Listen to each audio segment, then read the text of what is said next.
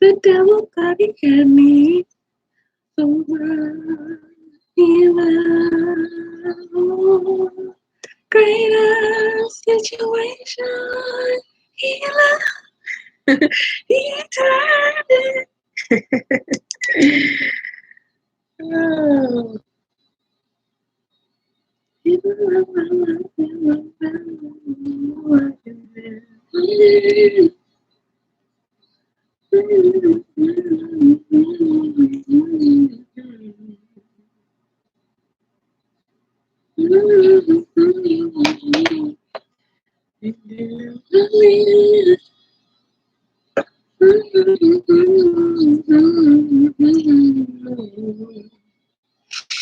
The devil thought he had me sober here. No more, someone greater situation.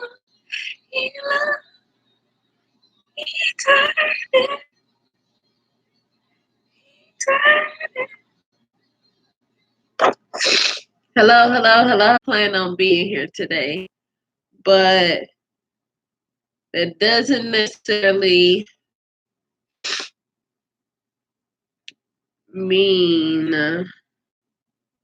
it doesn't necessarily mean that I failed. So I actually got approved for the surgery, but surgery or having it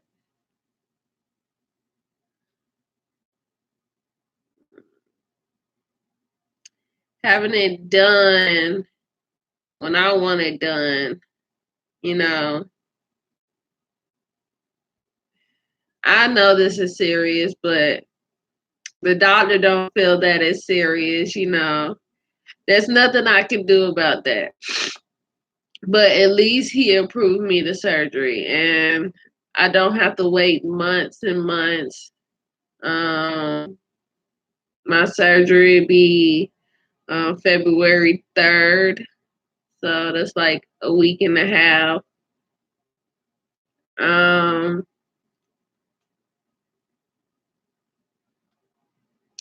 I guess today was kind of like a bit because it was like I've been waiting 2 years, 2 years to get this surgery, and it's like I finally got it, but the bitter part is I gotta wait just a little bit more. I tell you, Lord, the God will definitely teach you how to have some patience because it's like you just sitting here waiting and waiting. And it's like we're on a time frame because we have to be, that's the only way we can process the things that go on in life is by being on a time frame. So we're on this time frame that God doesn't have. This is taking forever. As my friend said, the pregnancy went by so quick, but now that she actually, her due date is actually a day after my surgery. That's crazy, huh? But um yeah, she got like a week and a half like me. We both waiting the same. We both over here like, come on. But that's how it is. It's like, because these 2 years really, to me, went by quick. I can't believe that it's been 2 years since the first time I went to the doctor. And now, the closer I get to being healed, it's like, Folks just dragging it out, dragging it out. But you know what? The doctor really wasn't even trying to give me the surgery.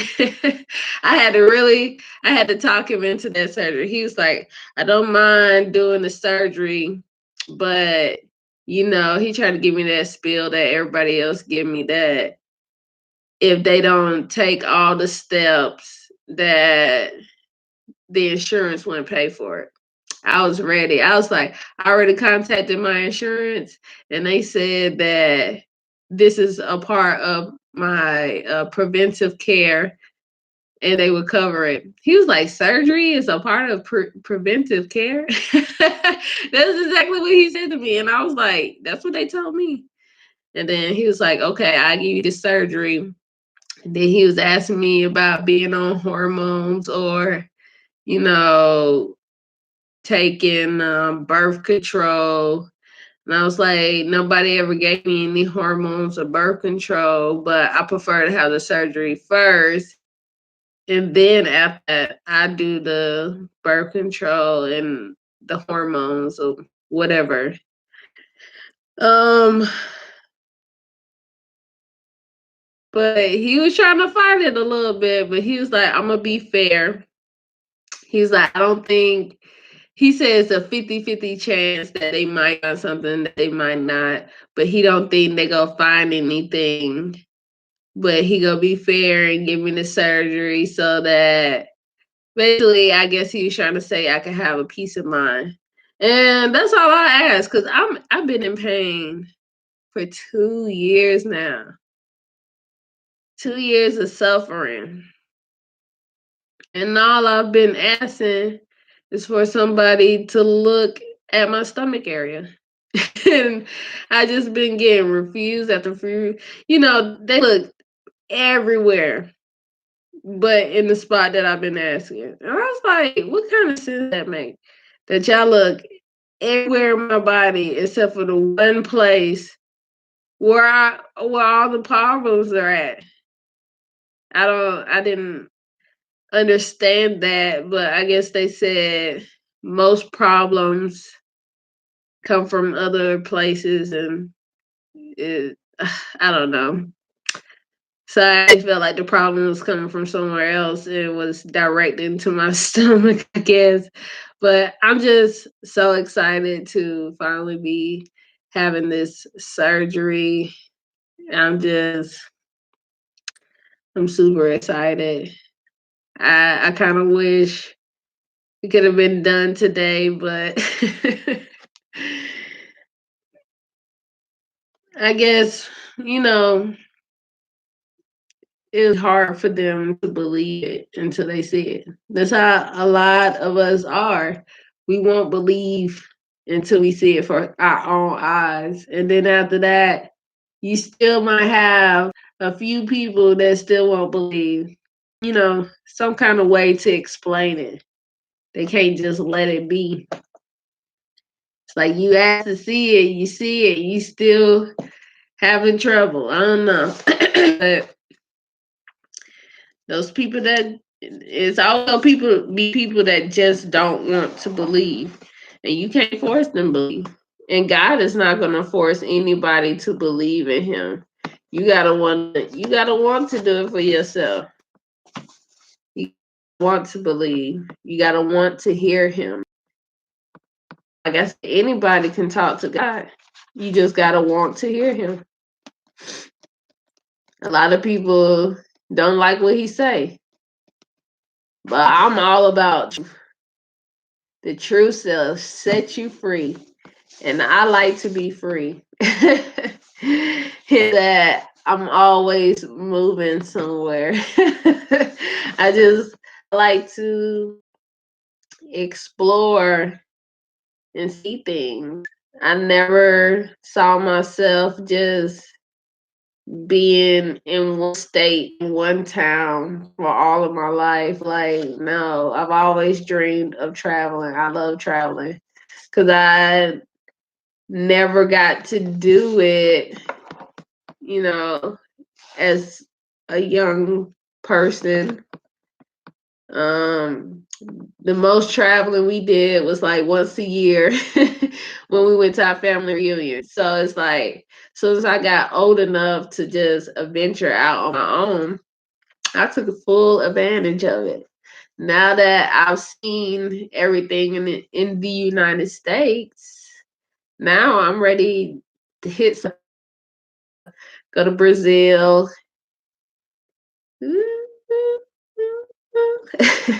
I want to see that big Jesus they got out there. I think that'd be cool. I just want to go and see stuff. I like traveling, and now there's hope. God has given me hope that I can go and travel and show my daughter the things that I never got to see as a child, experience things, teach her about life so that when she's get older, she not like me, felt like I was just thrown out there and was like, figure it out. And it's just like, whoa, okay, so I'm supposed to just get out of here and figure out if I'm going to succeed or fail. And I haven't necessarily been failing, but I haven't necessarily been succeeding either. So it's just like I just been maintaining. and and that's how it is when you don't get properly prepared to do anything. You just winging it. You just like, just get out here and see how it works. I'm gonna learn as I go. I guess since I was a visual learner, I guess God was like, "You'll be all right. You'll be all right." Like, you know, I can definitely say I am hard headed by nature, very stubborn by nature because I'm a bull. That's my sign. I'm very bullheaded out there, especially when I know I'm right about something. I get real stubborn and refuse to admit I'm wrong if I really know I'm right. And I will do whatever it has to take to prove that I'm right. I'm just I'm just grateful that I got a second chance at life, that I'm finally about to be healed. I can go back to providing for my child like I need to. I can really go full mode with my designing. It's just it's awesome. I can get back in shape, you know what I'm saying? Body gonna be like on bam blam bam. Let's these couple of verses. I'm reading Mark 5, verse 25 through 34. Yeah. So chapter 5, 25 through 34. And a woman under the care of many doctors and had spent all she had. Yet instead of getting better, she grew worse. When she heard about Jesus, she came up behind him in the crowd and touched his cloak, because she thought, if I just touch his clothes, I will be healed. Immediately, her bleeding stopped, and she felt in her body that she was freed from her suffering. At once, Jesus realized that power had gone out. Who my clothes. His disciples answered. Jesus kept looking around to see who had done it. Then the woman, knowing what had happened to her, came and fell at his feet and, trembling with fear, told him the whole truth. He said to her, "Daughter, your faith has healed you. Go in peace and be free from your suffering."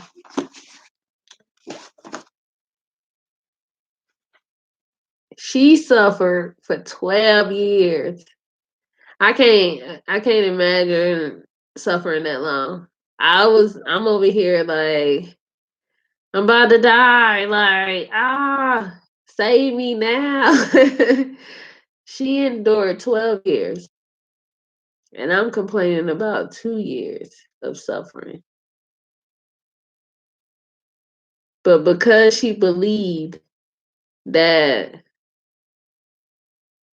just touching the clothes of Jesus, she would be healed, she no longer suffered. And that's every time the enemy try to throw some type of doubt in my mind about if this is whatever's going on with my body is really serious enough, or if it is actually what God said is going on with my body. God was like, just trust me. I will not lead you anywhere and leave you, abandon you. I will have your back. And with your faith, you'll be healed. You will no longer suffer.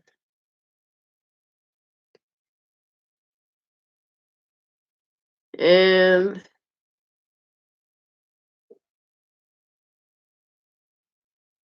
the thought of no longer suffering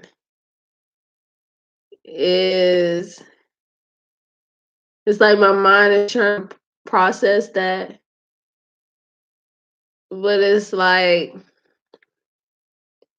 I really don't know what it'll feel like, I guess, until it actually comes. I've been suffering a long time.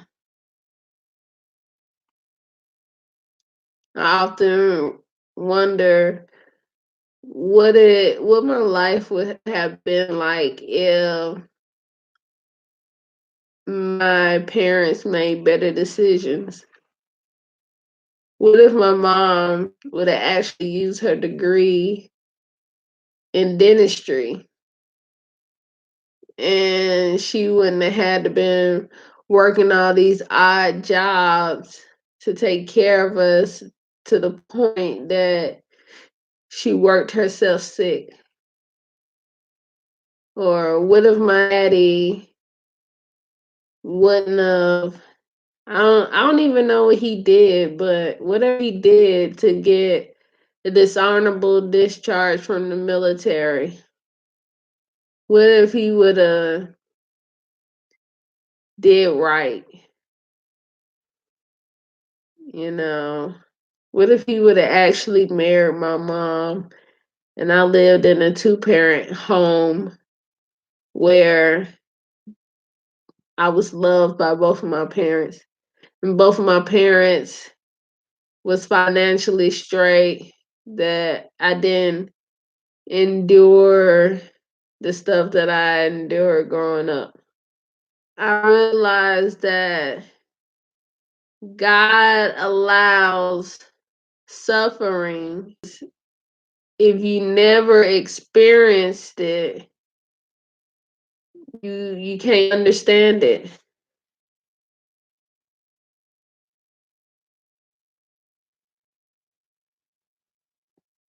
That's just like when I was telling my friend about how Black women are being mistreated, in the medical industry, how they're not getting the care that they need and doctors not listening to them and just pushing medicine off on them. not taking their life seriously. She couldn't understand that until she went to the doctor with me and she witnessed how they was trying to belittle me and down talk me and try to normalize my symptoms, even though you can clearly see something is wrong. They try to make it seem like it was normal. And then after she witnessed that, she was like, this is what you've been going through for 2 years. I was angry for you. I was frustrated for you. I was like, yeah. And when I try to tell people this, nobody understood. And it seemed like nobody cared.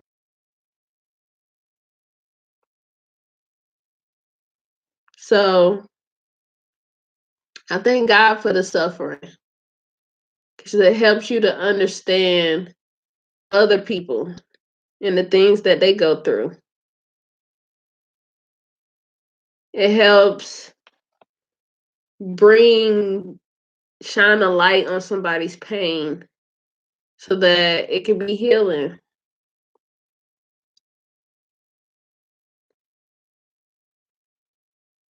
It's women in countries that don't have the technology like over here to get the care that they need. So they're suffering. It's an African lady. She went 25 years with a abdominal pregnancy, and her stomach was swollen and hard. And so they finally did surgery to see what it was, and it was a baby that had been in there for 25 years. I don't even know how she lived that long. That guy right there, because that baby should have killed her a long time ago. She was able to live 25 years with a deceased baby in her stomach.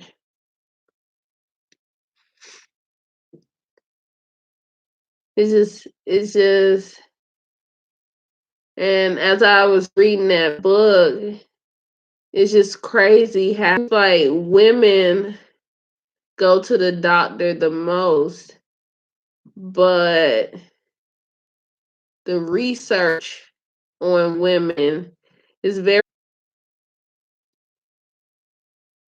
and I wonder why it's so limited. Is it because of, like it was saying in the book, that doctors was taught to not take every word that a woman say seriously, because women like to complain a lot, and I cannot believe that that was in that book. I cannot believe women doctors nowadays. I don't understand why that's still like allowed to be taught.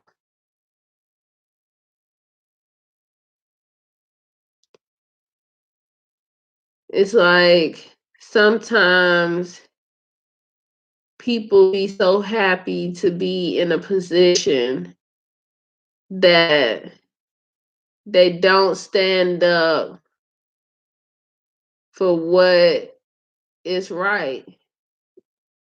And I wonder, because, women are finally being, you know, somewhat considered an equal to men, that they're just so happy to have that equal title,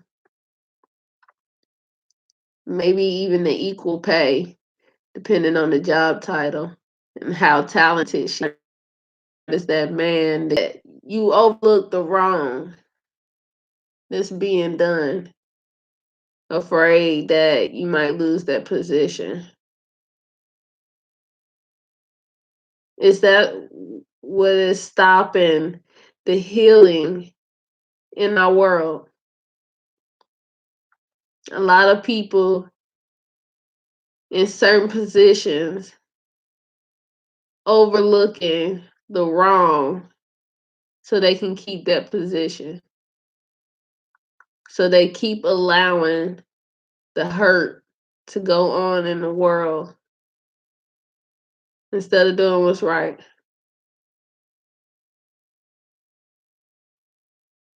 Because I know that if you stand up for what's right, you might lose that position. I'm not gonna say you not, but I know God will put you in an even greater position because you stood up for what was right. You're helping his cause to bring healing to this dying world. As long as you helping his cause, God will always have your back, even if it don't look like it. I'm telling you right now, I got bills piling up, people calling me for money, and I got even people asking me for money that ain't bill collectors. I'm just like, do y'all not know I'm broke? Why are y'all asking me for money? I just look like a person that always have money. I don't know, but I got everybody asking for money, and I'm just like, I ain't got nothing. My last 30, and I get out of here. I'm gonna try to go and make some deliveries and try to get up some money.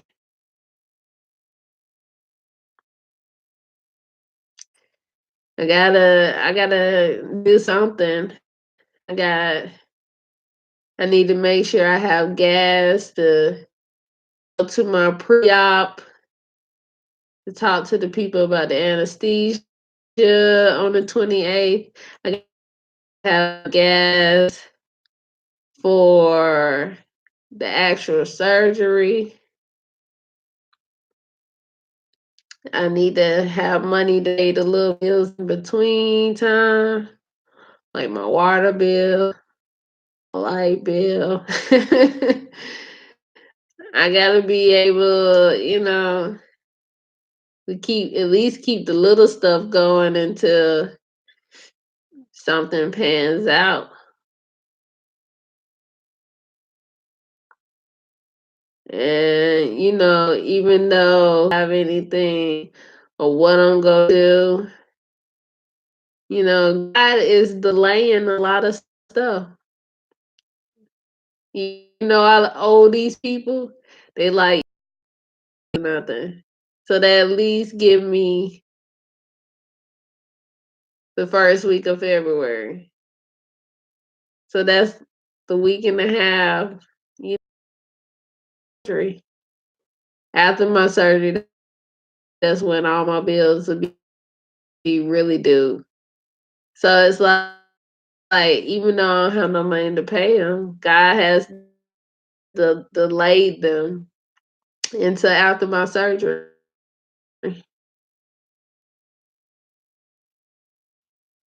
It looks bad. It do. Somebody on the outside looking in, they like, "Ooh, girl, you going through it. How you not panicking?" Oh, I be panicking sometimes.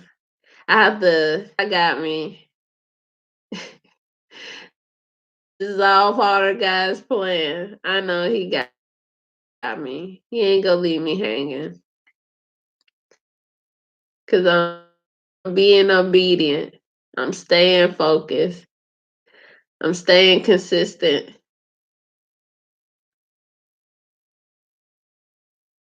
So He got me. I have faith that God got me. No matter what His plan. And that is all going if you're in a position do without, wondering if when you do something out of pure love or just pureness, that's when your reward be the greatest. Because God sees that you're not looking for anything in return. You just want to do it because you really, a person is really trying, but I don't know, luck is just not on their side at the time. But as my friend tell me, Christians don't believe in luck, but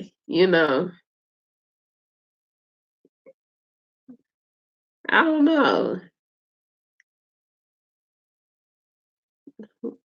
Can luck be a part of your belief if you believe in God?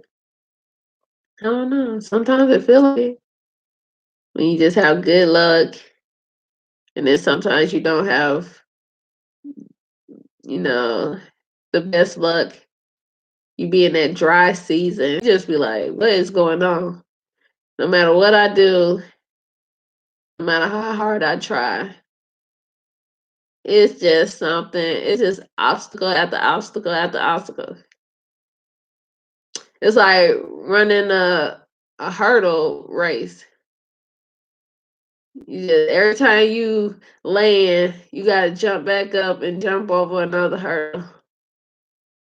Imagine doing that the whole time. They only do it for they run the whole race.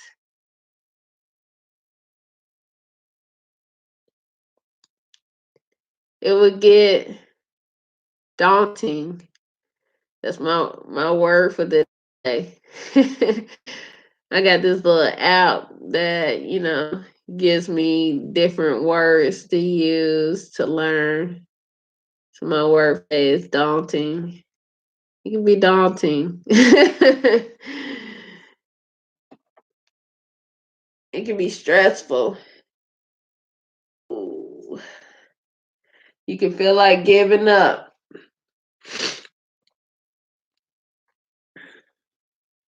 But don't give up. Cause how you see those little pictures where it'd be like the one person barely scratch the surface and find some money or something or a diamond, and then you've been over here just digging and digging and digging, and you don't realize, but you one more hit and you just landed on the gold mine. But because that person, you know their little diamond was closer to the surface, you go over there and start digging on theirs instead of continue digging on yours, where your little area was way more wealthier their area. That's why God said focus on you, on him. Focus on yourself and God. Stay in your lane. Don't worry about what somebody else is doing or what somebody else got. Because just because theirs come a little sooner than yours doesn't mean it's the best.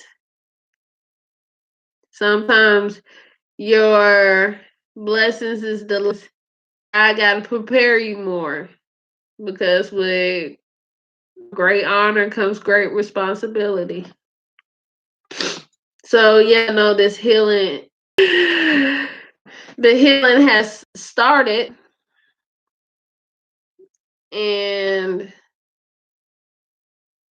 I no longer have to worry about this this part of my journey anymore. This part of my journey is closing up. This storm is ending. I'm about to start a new part of my journey. But doesn't mean it's going to get easier because now I have more responsibility. It's just When you move from one, some of my references will be towards video games if you're a gamer like me. But you move from level like super easy, and then you get to the boss. He be kind of hard, but you beat him, and then you start the second level, and it's just like, okay, now you find people that was kind of like the same level as level one boss.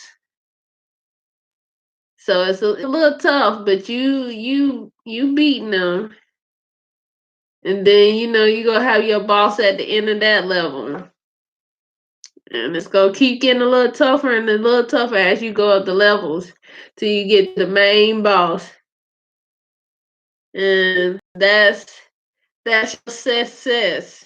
Your success is the main boss, the last boss that you ever have to fight. And it's gonna be hard because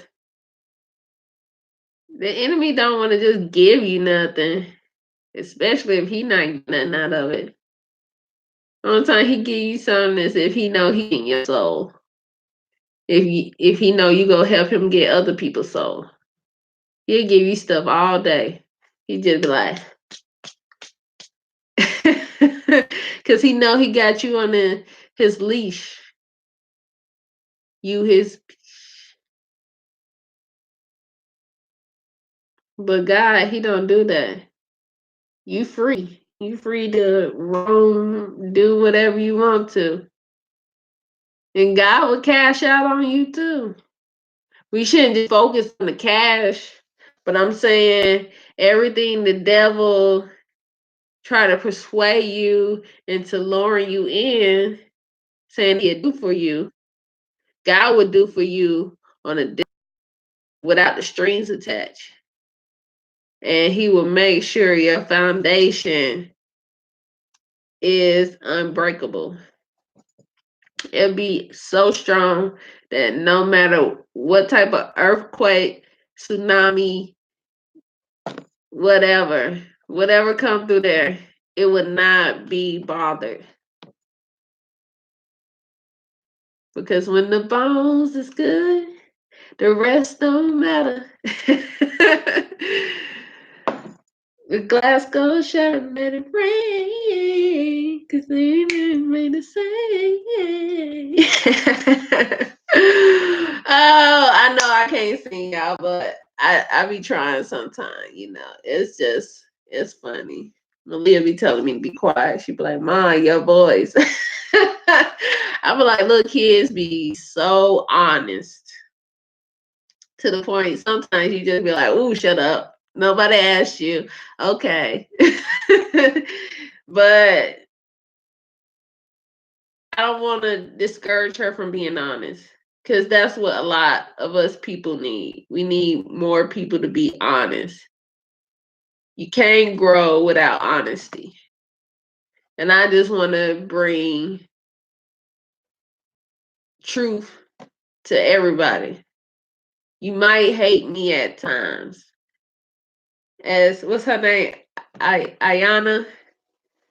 She like, you might hate me. You might even want to fight me. But you go get fixed. And that's how it is with God.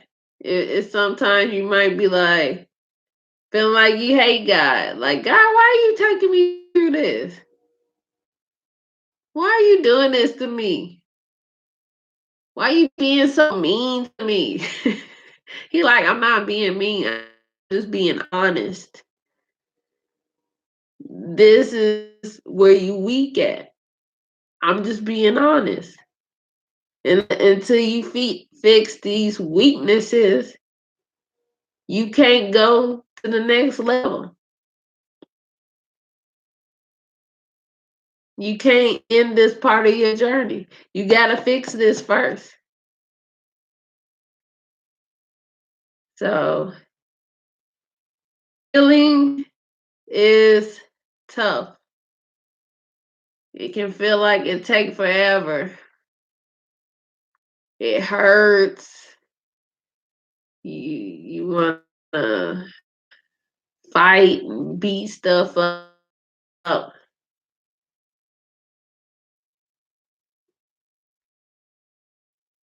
You wanna cry.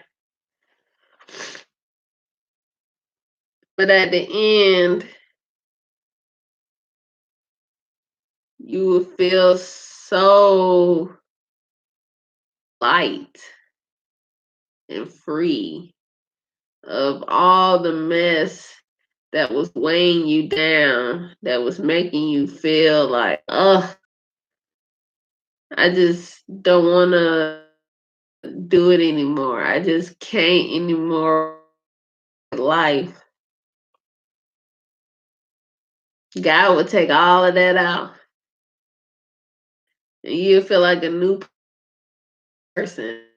Like, where was this person hiding at?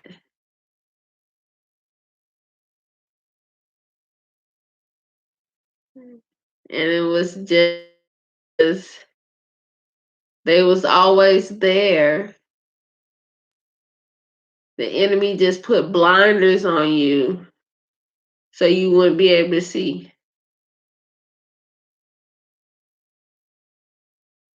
It's kind of like when, because I live out here, kind of like in the country, so there's a lot of farms out here.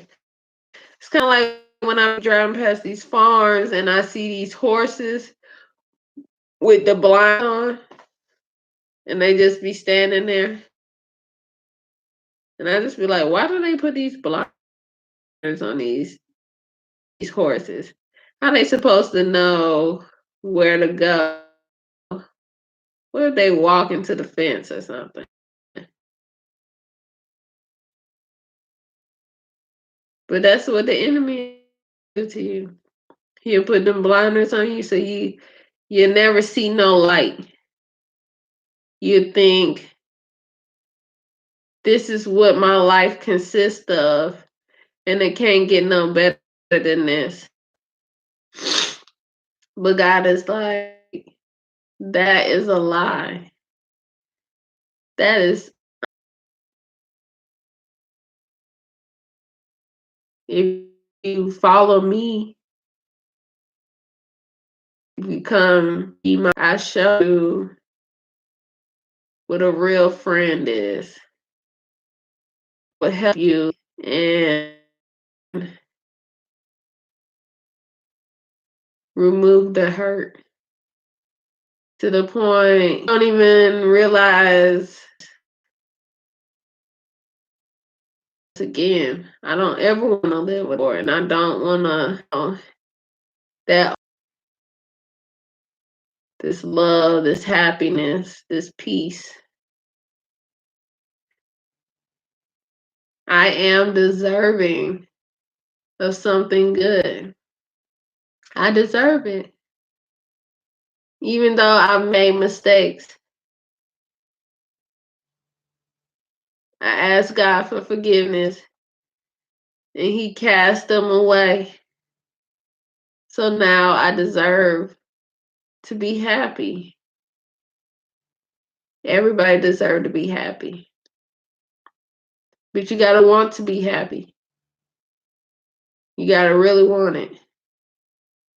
And by wanting it, you got to face the truth.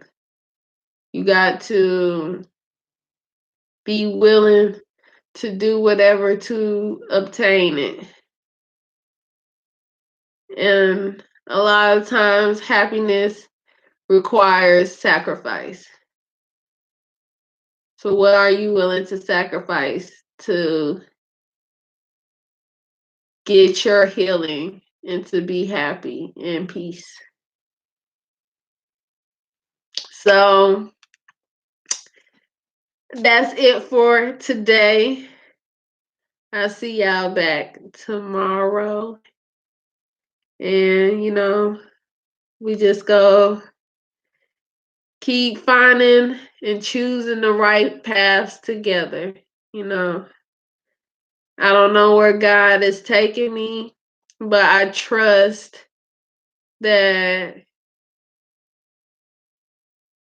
he is going to protect me along the way, and he's going to keep building me. He's going to keep pushing me because he believes in me, and he has invested a whole lot in me. So when God sees your potential and he invests in you, he gonna push you harder than other people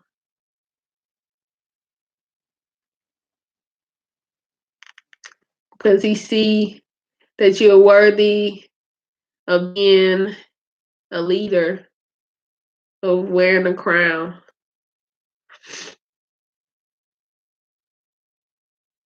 I never saw myself as a leader. I'm like, don't nobody want to listen to me.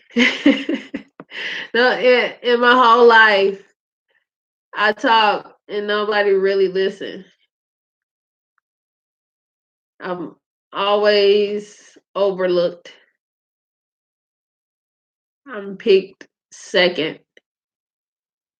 I'm like nobody's first choice. I'm always the fallback.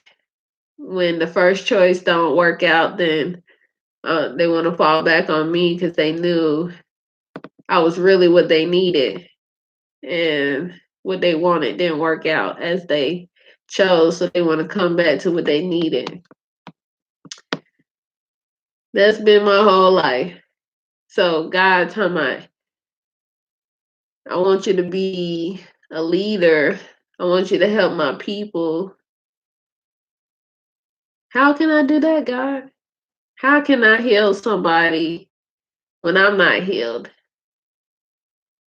How can you ask me to be a life coach when my life is in shambles? I was told not to think like that, but it's kind of hard to think like that. It's kind of hard not to think like that. But I started thinking today, I'm like, maybe my life is in shambles so that the stuff that I'm telling people, they can have the visual to go with it, to see that okay, her life was jacked up, and because she did these things that she was telling me, God has taken her to the next level. And because she was able to do it, I can do it too.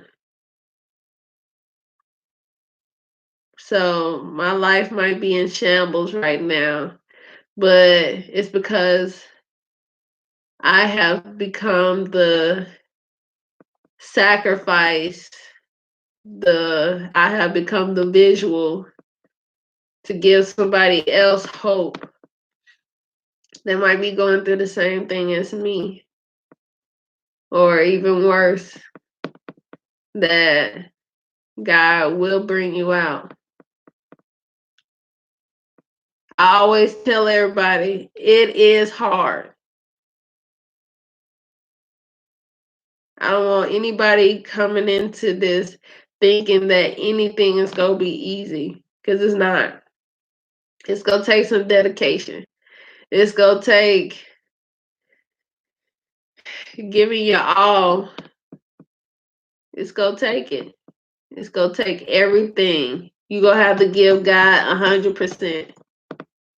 It ain't no 50-50. It's 100 and 100. And I'm learning that. I've never gave anything my 100%. I can honestly say that.